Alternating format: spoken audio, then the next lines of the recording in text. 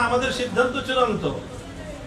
কেউ যদি মনে করে থাকে যে 3 বছর জেলে রেখে আমরা খুব ভীত সন্ত্রস্ত হয়ে পড়ছি, বোকার স্বর্গে বসবাস করবে। আল্লাহর জন্য, আল্লাহর দ্বীনের জন্য এর চেয়ে বড় ত্যাগ আর কোরবানি করতে আমরা প্রস্তুত আছি। এই দেশে আমি আবার ওই কথা বলি, এই দেশে ভাড়াটিয়া হিসেবে থাকি নাই, ভাড়াটিয়া হিসেবে থাকতে পারবো। এই দেশটা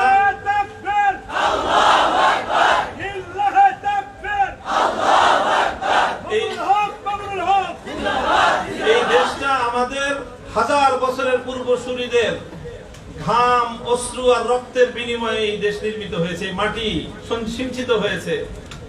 কাজেই আমরা যদি এই মাটির দখলদারি ছেড়ে দেই, আমাদের হাজার বছরের পূর্বসূরীদের সাথে গাদ্দারি করা হবে। আমাদেরকে উত্তরাধিকার দিয়ে গেছেন এটা ভিটে মাটি বিক্রি করে আরেক দেশে গিয়ে থাকার জন্য না। আমাদের পূর্বপুরুষরা, ইতিহাস পড়ো, অনেক ত্যাগ আর কোরবানির মাধ্যমে এই মাটিকে, এই জমিনকে ইসলাম এবং মুসলমানদের জন্য সংরক্ষিত করে দিয়ে গেছেন ওনারা। আর কেউ যদি মনে করে যে আমাদেরকে একটু জুলুম নির্যাতনের মাধ্যমে আমাদেরকে ভীত সন্ত্রস্ত করে দিবে, তাহলে ওনাদের বুঝটা ঠিক না। বেশি কিছু বললাম না, এই বুঝটা আপনাদের ঠিক না। হ্যাঁ, আমরা গায়ে পড়ে কারোর সাথে ঝগড়া বাঁধাতে চাই না। আমি সবসময় একটা কথা বলি, আমরা হঠকারিতার পথে চলতে চাই না, হঠকারিতার পথে চলতে চাই না। কিন্তু কেউ যদি আমাদেরকে চাটুকার ভাবেন, ভুল করবেন। চাটুকারিতার পথেও আমাদেরকে পাবেন না। কথাগুলো এই জন্য বলতেছি যে হয়তো অনেক বড়দের কথা তো আমরা পড়ি কিতাবের মধ্যে, পড়লে আমরা মনে করি ওনারা তো অনেক আগে রাখাবেন, ওনারা তো ওরকম করবেনি। এই যুগে কি আর সম্ভব? এরকম আমাদের মনের মধ্যে একটা ধোঁকা চলে আসে, ওয়াসওয়াসা দেয় শয়তান এবং নফস আমাদেরকে ধোঁকা দিয়ে দেয় যে এগুলো হুসাইন আহমদ মাদানী রহমতুল্লাহ আলাইহির কাজ, ওনাদের মতো লোক ওই যুগে করেছেন, আমরা কি আর পারবো? না, আমরাও এই যুগে আমাদের মতো করে আমরা অনেক কিছু পারবো ইনশাআল্লাহ। 2013 সালে যখন আমি অ্যারেস্ট হলাম খুলনায়, অ্যারেস্ট হয়ে আমাকে যখন থানায় নিয়েছে, থানার গারদে, একটা হলো থানা, তারপর থানা থেকে কোর্টে যায়, কোর্ট থেকে তারপরে জেলখানায় পাঠায়। থানার গারদে ঢুকেই আমি ওখানে যে টয়লেট আছে, ওখানে টয়লেটে উযু করে, ইস্তেনজা করে, উযু করে শুরু করে দিলাম। ওখান থেকেই সূরা ফাতিহা, সূরা বাকারা তেলাওয়াত শুরু করে দিয়েছি নামাজের মধ্যে, যে কিছুদিন তো থাকতেই হবে। তেলাওয়াত শুরু করে দিলাম, খতম নামাজের মধ্যে। শুরু থেকেই, একেবারে প্রথম থেকেই যদি নিজের এরকম একটা পরিকল্পনা থাকে, নিজের যদি এরকম আজম থাকে, তাহলে যেটা হয় যে এই আমলের মাধ্যমে, আমলের একটা দৃঢ়তার মাধ্যমে একটা আল্লাহ পাক রব্বুল আলামিন সাহস যোগান, হিম্মত দেন। ভেঙে পড়ার যে একটা মানসিকতা, সেটা আসে না। কোরআনের বরকতে, ইলমের বরকতে, আল্লাহ পাকের জিকিরের বরকতে অন্তরের মধ্যে একটা শক্তি সঞ্চিত হয়। এই শক্তিটা বিপদটাকে অনেক সহজ করে দেয়। হায়তাশ করার কিছু নাই। হোসেন আহমদ মাদানী রহমতুল্লাহ আলাইহির হায়াত, এই জেলখানায় আমার কিছু পড়ার সুযোগ হয়েছে। সেখানে একটা কথা পড়ে তো আমি হয়রান হয়ে গেছি। হযরত মাদানী রহমতুল্লাহ আলাইহি গালিবান 3 বার লম্বা লম্বা সময়ে কারারুদ্ধ হয়েছেন। শেষবারের ওয়াকিয়া মাদানী রহমতুল্লাহ আলাইহি লিখছেন যে ওখানে ওনার সময় কাটতে কাটতে এমন একটা হয়েছে, এবং উনি এমন আমাল করতেন ওখানে, তাসাউফের তো করতেনই, তাআল্লুক মা আল্লাহর এমন কিছু হালাত ওনার ওখানে তারি হয়েছে, ওনার উপর এমন কিছু হালাত হাসিল হয়েছে যে আল্লাহ পাকের অনেক তাকাররুব হাসিল হয়ে গেছে। এবং উনি এটা ইহসাস করেছেন, জেলখানার বাইরে যেই পরিমাণ তাকাররুব আল্লাহর হয়েছে, তার চেয়ে অনেক বেশি আল্লাহ পাক রব্বুল আলামিনের পক্ষ থেকে তাকাররুব দান করা হয়েছে। এই জন্য হযরত শেষ পর্যন্ত নিজের মন্তব্য করেছেন নিজের ব্যাপারে, যে এই জন্য আল্লাহ পাক রব্বুল আলামিনের কাছে আর কারামুক্তির জন্য দোয়া করতে মনে চায় না। কারণ দোয়া করলে তো কারাগারের বাইরে চলে যাব, বাইরে চলে গেলে এই নিয়ামত আমি পাবো না। আল্লাহ পাক কারাগারের ভিতরে যেই তাকাররুব দান করেছেন, আল্লাহ নিজের যেই নৈকট্য আমাকে দান করেছেন, কারাগারের বাইরে গেলে হয়তো পাবো না। এই জন্য হযরত বলেন যে আমার নিজের জন্য কারামুক্তির দোয়া করতে মনে চায় না। শুধু একটা জিনিসের শূন্যতা অনুভব করি, কথাটা দেখো, মাদানী রহমতুল্লাহের কথা আমি নকল করতেছি। বুজুর্গানে দিনের সোহবতে যাওয়া, কারাগারে কিছুটা হয়ে যায় খত্ত কিতাবাতের মাধ্যমে। চিঠি লেখার একটা সুযোগ ছিল তখন কারাগার থেকে। উনি বলেন যে চিঠি লিখি, চিঠির জবাব আসে। এতে বুজুর্গদের সোহবতে যাওয়ার কিছুটা শূন্যতা পূরণ হয়ে যায়, অর্ধেক অর্ধেক হয়ে যায়। হযরত মাদানী রহমতুল্লাহ আলাইহি, এনারা সবাই মাদানী রহমতুল্লাহ আলাইহির প্রায় যুবক ও মাঝ বয়সের ছাত্র, একদম শেষ বয়সেরও না, মাঝ বয়সের ছাত্র এই ওনারা।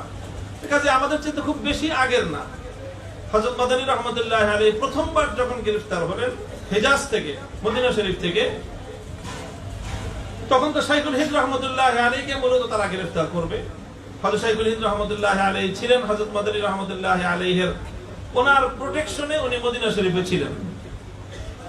যখন শাইখুল হিন্দ রহমতুল্লাহ আলাইহিকে গ্রেফতার করবে, তো হযরত মাদানী রহমতুল্লাহ আলাইহি চিন্তা করলেন যে শায়েখকে যে নিয়ে যাবে, শায়েখের তো বয়স অনেক, জেলখানায় গিয়ে অনেক কষ্ট হবে, ওনার খেদমতের জন্য আমি যদি সাথে থাকতে পারি খুব ভালো হয়। তখন তিনি যে কোনো ভাবে প্রশাসনকে রাজি করাইলেন যে শায়েখের সাথে, শাইখুল হিন্দ রহমতুল্লাহ আলাইহির সাথে হোসেন আহমদ মাদানী রহমতুল্লাহ আলাইহি ওনাকেও যেন গ্রেফতার করা হয়। তো হলো, গ্রেফতার হলো। 4 বছর পর্যন্ত মাল্টার সেই কারাগারে থাকলেন, আন্দামান দ্বীপ ইংরেজদের কারাগারে। মাদানী রহমতুল্লাহ আলাইহি যখন কারাগারে যান, তখন ওনার পুরা পরিবার সহ ওনারা মদিনাতে তখন ইকামত করেন। একরকম হিজরত করছেন, ওনার বাবা মা পূর্ণ হিজরত করছেন, আর ওনারা হিজরতের পূর্ণ নিয়ত না করলেও ফুল ফ্যামিলি সহ মদিনা শরীফে থাকতেন। ওনার বাবা ছিল, মা ছিল, ওনার স্ত্রী ছিল, 3 জন সন্তান ছিল। খুব সম্ভবত 1 মেয়ে 2 ছেলে, বা 2 ছেলে 1 মেয়ে, 3 জন সন্তান ছিল। হযরত মাদানী রহমতুল্লাহ আলাইহির কাছে এই 4 বছরের মধ্যে একটার পর একটা চিঠি গেল। কোন চিঠিতে ওনার বাবার ইন্তেকালের সংবাদ, আরেক চিঠিতে মায়ের ইন্তেকালের সংবাদ, আরেক চিঠিতে স্ত্রীর ইন্তেকালের সংবাদ, আরেক চিঠিতে বড় মেয়ের ইন্তেকালের সংবাদ, আরেক চিঠিতে মেজ মেয়ের ইন্তেকালের সংবাদ, আরেক চিঠিতে সর্বশেষ সন্তানের ইন্তেকালের সংবাদ। মানে যা কিছু রেখে গেছেন। হ্যাঁ, আমরা কারাগারে গিয়ে শয়নে স্বপ্নে যাদের কথা চিন্তা করলে চোখ দিয়ে অশ্রু গড়ায় পড়তো।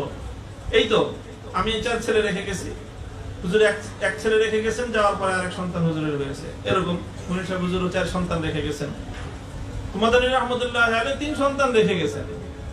আর 3 সন্তান, স্ত্রী সহ বাবা মা সকলের মৃত্যুর সংবাদ পৌঁছলো কোথায়? কারাগারের মধ্যে। কারাগারে এমনি নিজে থাকাটা কষ্ট, আর একটা মানে দুঃখজনক শোক সংবাদ ভিতরে পৌঁছলে সেটা যে কতটা মর্মান্তিক হয়ে দাঁড়ায়। সাখাওয়াত হোসেন রাজি সাহেবের আব্বাজান রহমতুল্লাহ আলাইহি, ওনার ইন্তেকালের সংবাদ ওনাকে কারাগারের ভিতরে শুনতে হয়েছে, এবং সেখান থেকে অনেক কষ্টে কোন রকম জানাজায় গিয়ে শরীক হয়েছেন। আমাদের সাথে যে কাজগুলো করা হয়েছে সেগুলো এতটা অমানবিকতা না করলেও হতো আমাদের সাথে। জানাজায় যে যাইতে যেতে ওনার জোহরের সময় জানাজা হওয়ার কথা, সেই জানাজা পৌঁছতে রাত 11টা বাজছে। ওনার অযথাই বিলম্ব করাইছে, যে একটু কষ্ট বেশি হলে মনে হয় যে আমাদের একটু কষ্ট বেশি হলে তাদের একটু ভালো লাগে মনে হয়, এরকম একটা পরিস্থিতি আমাদের সঙ্গে আচরণ করা হয়েছে। সব লোকজন মোবাইল ফ্যাসিলিটি পায়, ইল্লা হেফাজতে ইসলাম। ইল্লা হেফাজতে ইসলাম মানে হেফাজতে ইসলামের যারা আছে, সপ্তাহে 15 দিনে কোনোভাবেই তাদেরকে তাদের পরিবারের লোকজনের সাথে যোগাযোগ করার জন্য মোবাইল ফোন ব্যবহার করতে দেওয়া হবে না। মোবাইল মানে তাদের সেই ফোনের সুবিধাটা কারা কর্তৃপক্ষের এখন বাংলাদেশের সমস্ত কারাগারের নিয়ম হলো এই যে প্রতি সপ্তাহে একবার করে বন্দীদেরকে সুযোগ দেওয়া হয় তার পরিবারের সাথে যোগাযোগ করা। আমাদেরকে এই 3 বছরে আমাদেরকে সুযোগটা দেওয়া হয়নি। তো বলতেছিলাম হযরত মাদানী রহমতুল্লাহ আলাইহি এই তো সব যা কিছু রেখে গেছেন সব উজাড় হয়ে গেছে। এই অবস্থায় একটা মানুষ বন্দিশালার মধ্যে তার কতটা দুঃখ এবং কষ্ট লাগার কথা, এটা বন্দিশালায় থেকে, কারাগারে থেকে যার প্রিয়জন বিয়োগ হয়েছে সেই কেবল অনুভব করতে পারবে। আর আমরা শুধু কল্পনা করেছি যে আজকে যদি আমার কাছে আমার একটা সন্তানের মৃত্যুর সংবাদ আসে তাহলে আমার কেমন লাগবে, কেমন লাগবে, এটা কল্পনা করলেই চোখের অশ্রুতে মুখ ভেসে যেত। কারণ ছটফট করতে পারবো কিন্তু সন্তানের চেহারাটা হয়তো একবার দেখতে পারবো না, এরকম একটা অসহায়ত্ব নিজেদের মধ্যে অনুভব হয়েছে। মাদানী রহমতুল্লাহ আলাইহির এই ত্যাগ আর কোরবানির কথা স্মরণ করতাম আর নিজেকে সান্ত্বনা দিতাম যে আল্লাহ পাক সেই তুলনায় আমাদেরকে অনেক ভালো রাখছেন। আমাদের সন্তানরা ভালো আছে, আফিয়াতের সাথে আছে, আমাদের পরিবাররা ভালো আছে, আমাদের বাইরের লোকজন পরিবার পরিজনদের সংবাদ রাখতেছে। এটা একটা বড় কথা, এটা বড় কথা। যারা যখন কারাবন্দী হয়, কোনো বিপদগ্রস্ত হয়, তাদের পরিবার পরিজনের সাথে অন্য বাইরে যারা থাকে তাদের খোঁজ খবর নেওয়া জিম্মাদারি হয়ে দাঁড়ায়।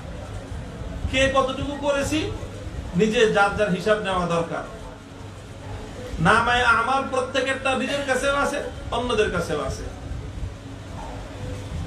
আমরা যারা বাইরে ছিলাম, বন্দীদের পরিবার পরিজনের, তাদের অসহায় লোকদের সংবাদ কতটুকু রেখেছি, নিজের সাধ্যের আলোকে তাদের জন্য কতটুকু খেদমত করার সুযোগ ছিল, কতটুকু করেছি, এটা প্রত্যেকের নিজের সঙ্গে নিজের ইহতিসাব করা দরকার। আমাদের উলামায়ে বাংলাদেশের যাদের ভুল করেছেন, আগামী দিনে এই বিষয়ে তাদের নিজেদের প্রায়শ্চিত্ত করার প্রয়োজন রয়েছে। এই যে আমাদের শেষ পর্যন্ত যেটা হয়েছে, আলহামদুলিল্লাহ লক্ষ্য করেছি যে আমাদের কারাবন্দীদের পরিবাররা পরস্পর নিজেদের মধ্যে একটা সংহতি করে তুলেছেন। তারা একজন আরেকজনকে গিয়ে সান্ত্বনা দিতেন, আরেকজন তার ঘরে গিয়ে সান্ত্বনা দিতেন। এই জায়গাটায় মনে হয়েছে আমার কাছে যে জাতীয়ভাবে আমাদের একটা শূন্যতা ছিল। আগামী দিনে যেন আমাদের এই ধরনের শূন্যতা অনুভব করতে না হয়। হযরত মাদানী রহমতুল্লাহ আলাইহি যখন এই ধরনের সব সংবাদগুলি একে একে আসতে থাকলো, একদিন হযরত মাদানী রহমতুল্লাহ আলাইহি একটা কাগজের মধ্যে একটা চিরকুট লিখলেন। এক চিরকুটের মধ্যে ছোট্ট দুইটা পংক্তি লিখলেন। পংক্তি লেখা এটা ওই জেলখানার জানলা দিয়ে বাইরে ফেলা দিলেন। শাইখুল হিন্দ রহমতুল্লাহ আলাইহি বলেন, কি লিখছো? চিঠি লিখছি। এতে এমনি ফালা দিলেছে, চিঠি লিখছি তো আল্লাহর কাছে, কোথায় পোস্ট করো, এই জন্য বাতাসের কাছে দিছি, নিয়ে যাও আল্লাহর কাছে। কি লিখছো?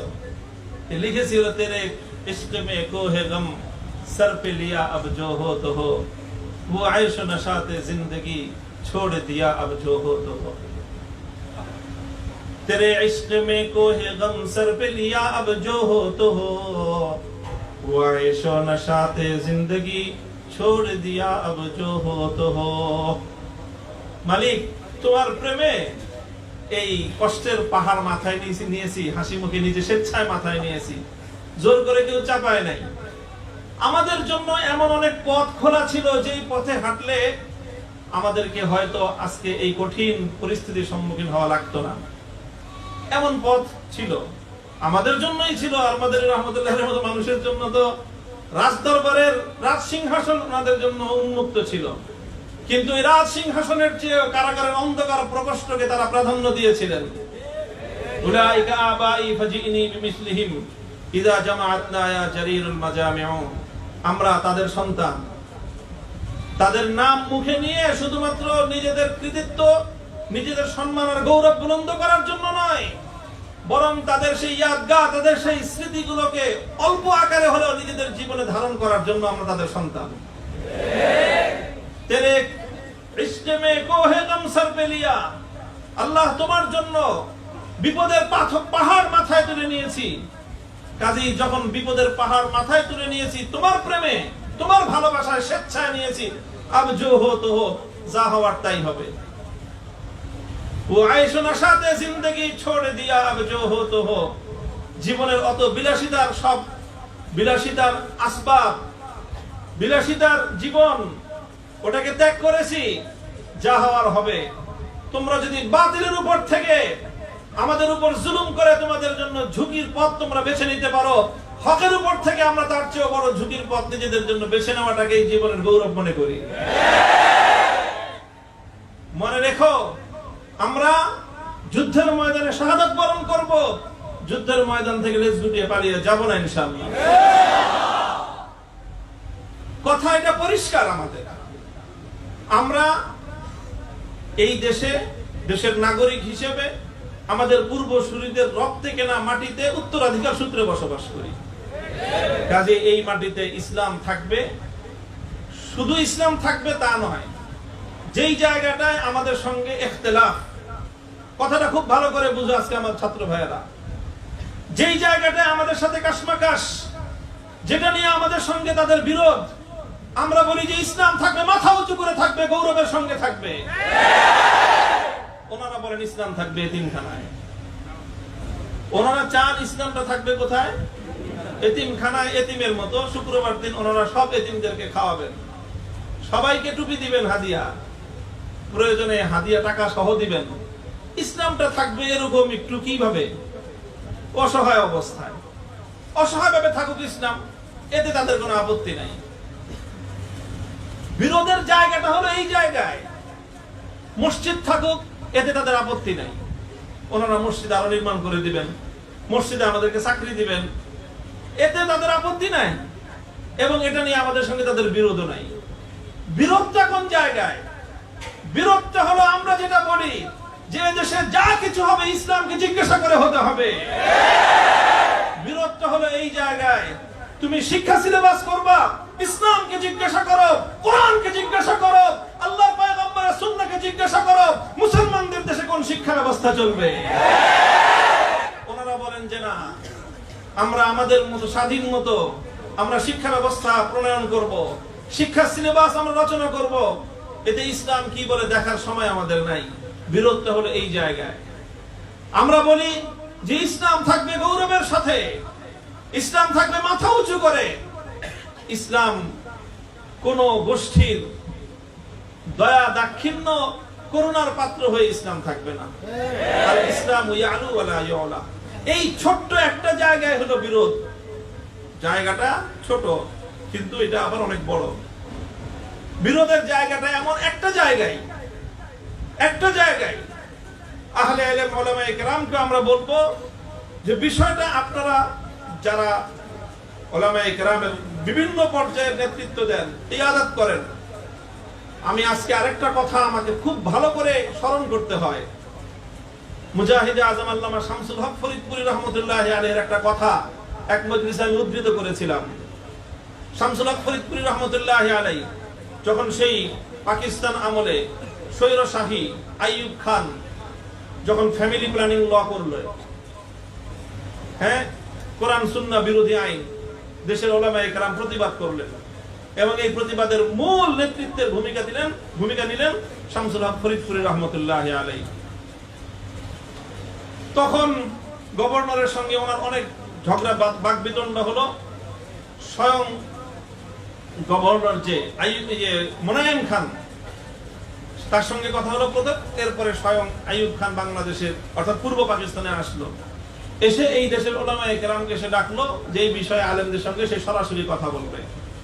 শামসুল হক ফরিদপুরি রহমতুল্লাহি আলাইহি গেলেন।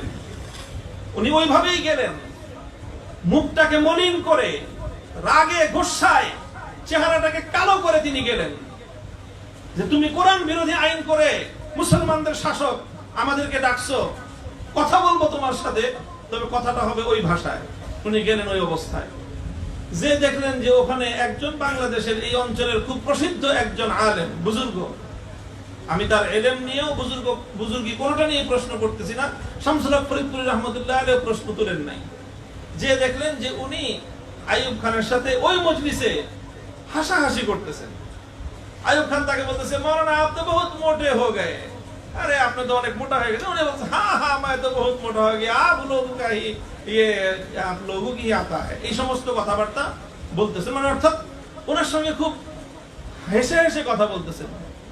এই দৃশ্য দেখার পরে শামসুল হক ফরিদপুরি রহমতুল্লাহি আলাইহি আইয়ুব খানের সাথে যা করার করছেনই, ওই আলেমের প্রতি এমন রাগান্বিত হয়েছেন, জিন্দেগি তার কোনোদিন তার সাথে কথা বলেন নাই।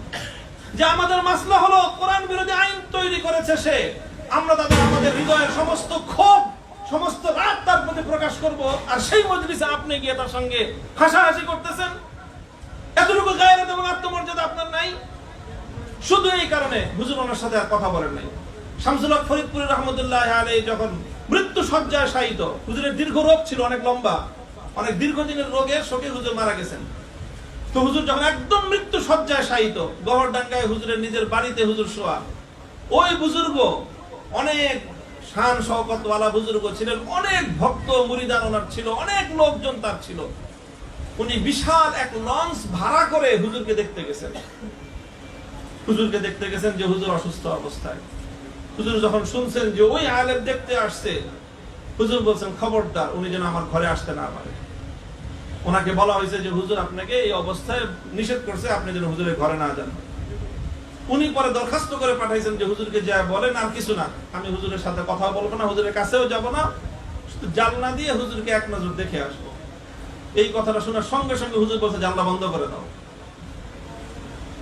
জানলা বন্ধ করে দাও, উনি আমাকে দেখুক, আমি এটাও চাই না। শেষ পর্যন্ত উনি ফিরে গেছেন। এই তারিখ, এটা আমাদের আকাবেরিনদের, এই করিবে আকাবেরদের তারিখ, এবং ইসলামের শুরুর যুগ থেকে এই তারিখ আছে।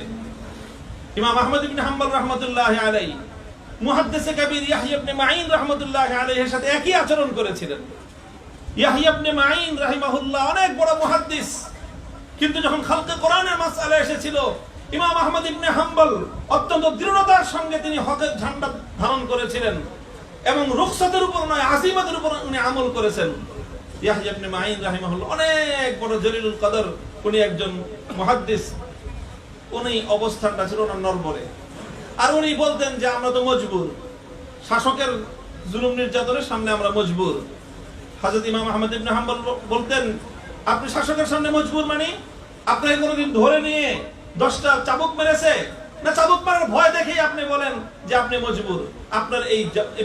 আপনার এই মজবুরিয়াতের এই ওযর, এটা শরআন মুতাবার নয়। ইমাম আহমদ ইবনে হাম্বল রাহমাতুল্লাহ আলাইহি সেই যুগে মৃত্যু পর্যন্ত ইয়াহইয়া ইবনে মাঈন রাহিমাহুল্লাহর সাথে কথা বলেন। এই কথাটা পরিষ্কার।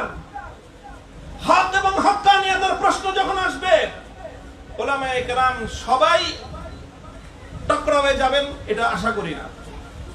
তবে সবার কাছ থেকে এই জিনিসটা আশা করি যে কেউ ওই সকল জালিম শাহিদের সঙ্গে হাসাহাসি করতে পারবেন না। যদি হাসাহাসি করেন, মাখামাখি করেন, আমাদের সঙ্গে কোনো সম্পর্ক থাকবে না আপনাদের।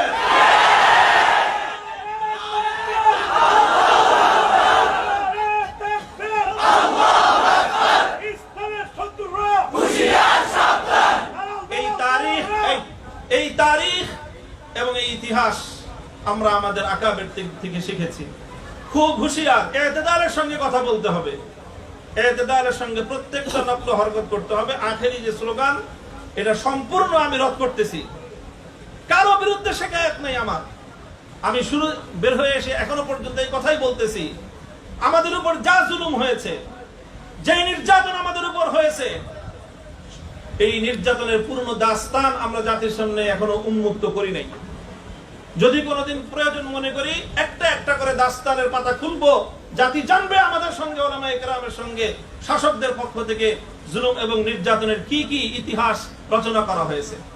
সব কথা আমরা বলতে চাই না, তবে আমি একটা কথা আমি বলেছি, পরিষ্কার আজও বলি, আমি মনে করি যে আমি সহ আমাদের যত সহকর্মী আছে,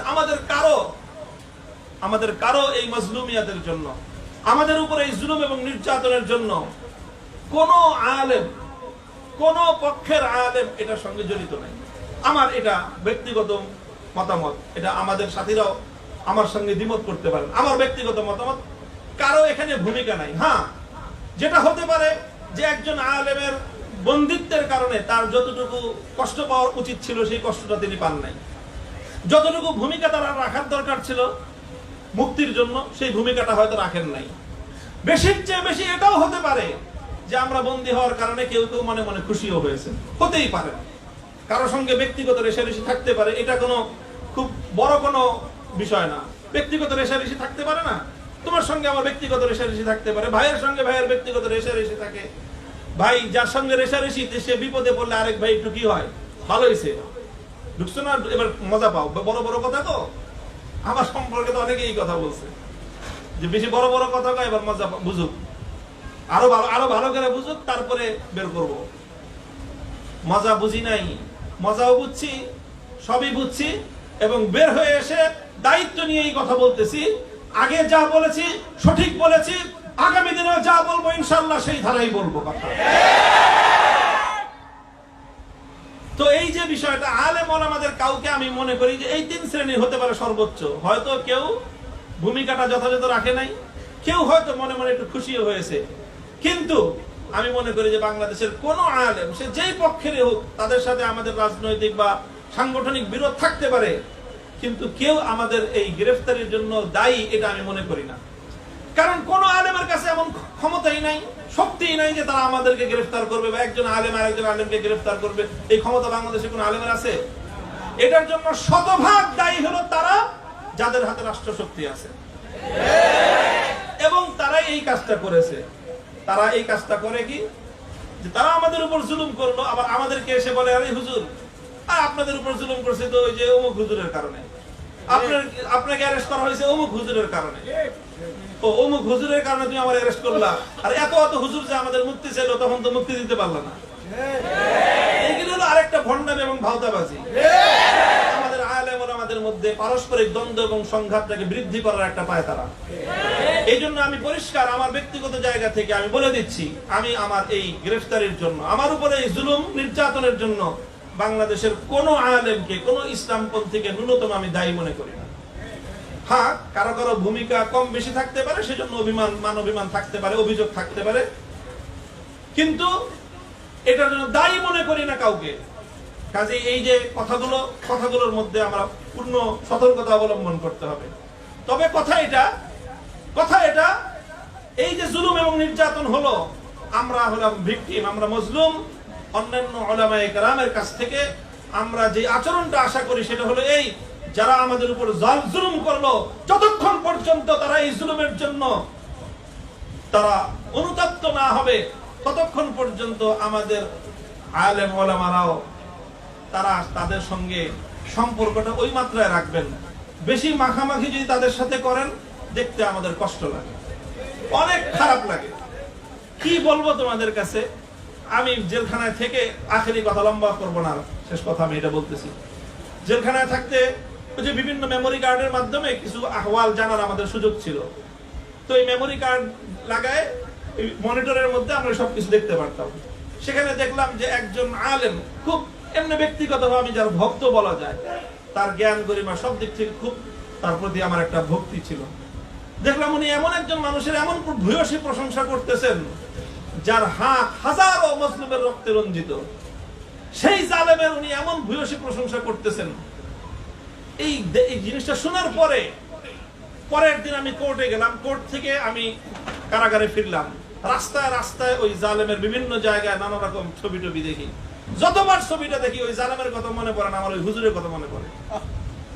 কষ্টের দিনটা কলজেটা ফেটে যায় যে এরকম একজন মানুষের আপনি এরকম প্রশংসা করতেছেন।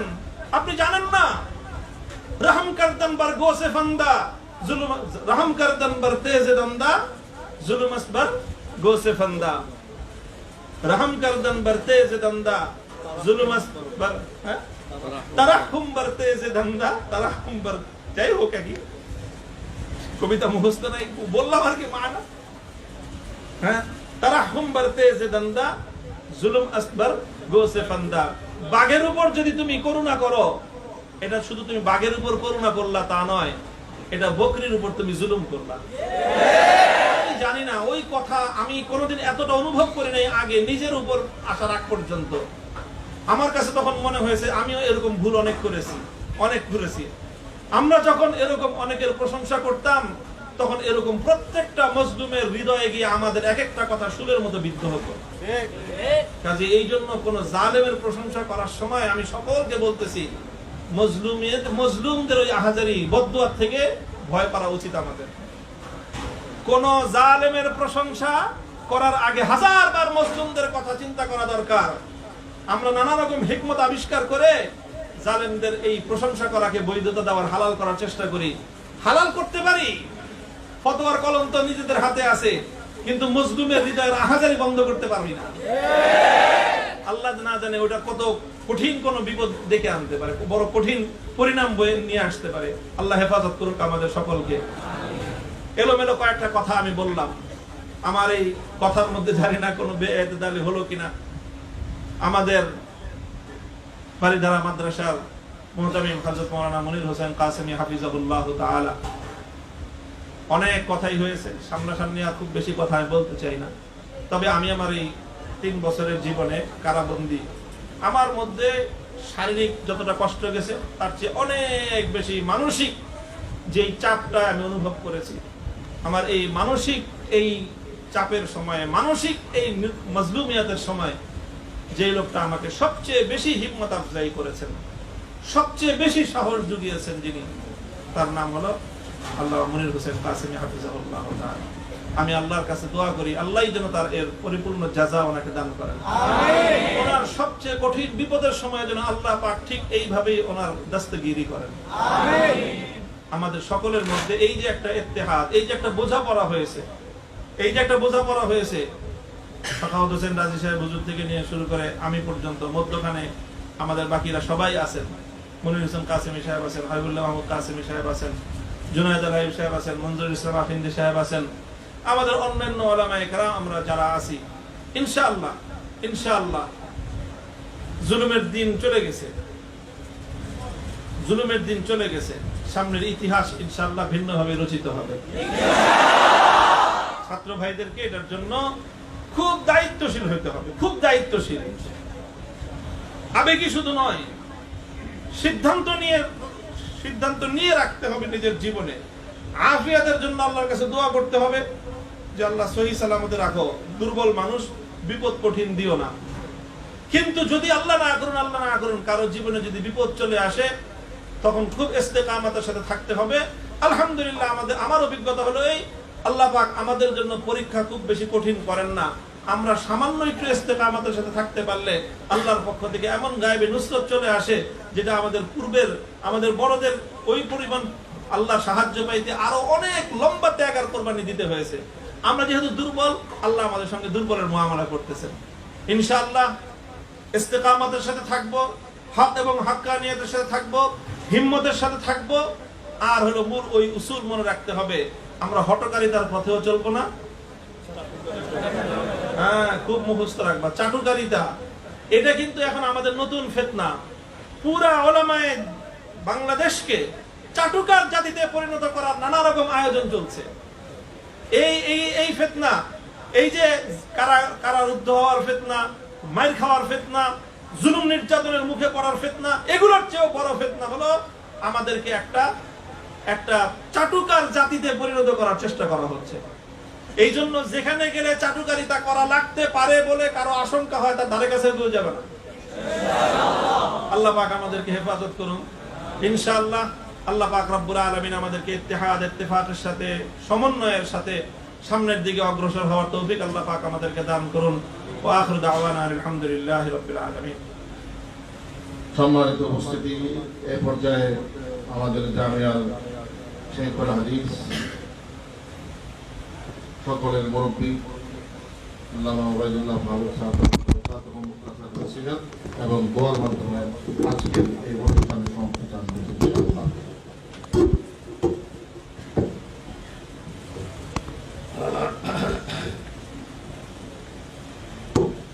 আলহামদুলিল্লাহি রাব্বিল আলামিন, والصلاة والسلام على خاتم النبيين وعلى آله وأصحابه أجمعين أما بعد। মৌলানা তো অনেক জরুরি সুন্দর সুন্দর কথা বলছেন। এক পরিবারে যদি বিভিন্ন